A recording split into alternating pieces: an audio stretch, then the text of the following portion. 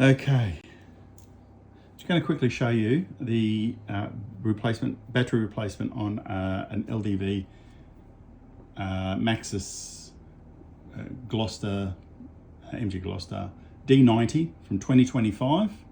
I haven't been able to find any tutorials apart from what's in the instruction book in regards to doing this. I find it easier for some people to follow a video. If you don't feel confident enough, then by all means take it to a kiosk or a locksmith or something to get the battery replaced. The kind of battery you will need is this one. It's a 2032 button cell. This one's a premium lithium type. Always try and get a decent one when you're replacing it. I have removed the top with the name on it because I didn't want anyone to think I was being sponsored by anybody. That's the key fob that you would have. That key fob there, which is your original SAIC motors one, and you also need a flat tipped small screwdriver, a small one but strong enough to pry this thing open, because that's what you need to do. So to begin with, all you need to do is push the little button in there and release your emergency key. Put that over to one side, and now you've got your fob with the open end.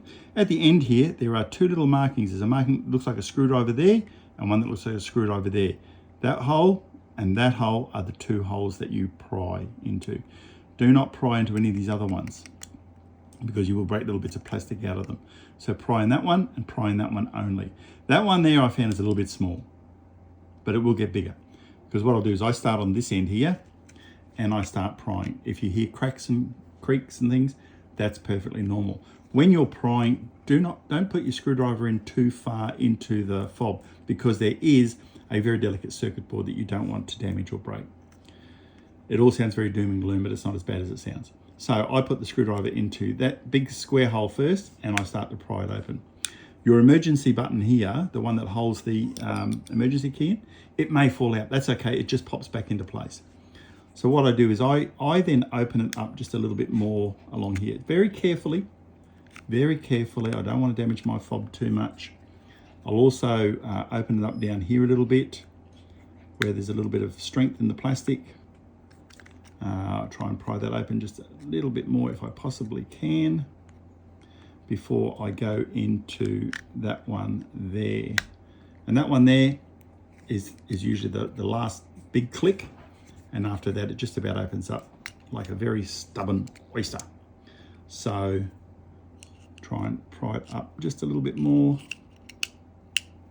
so it opens right up, and you should be rewarded with it opening up. And there's two parts to it now. This side here has a rubber piece of rubber, which is the soft part of your buttons. So your buttons will be there, and that protects the insides from dust and debris. And there's your circuit board. Your circuit board there, again, try not to touch the contacts. You don't want the oils of your skin contaminating them. And there's the battery as you see it there. So I use the little screwdriver again. I'll pop it open.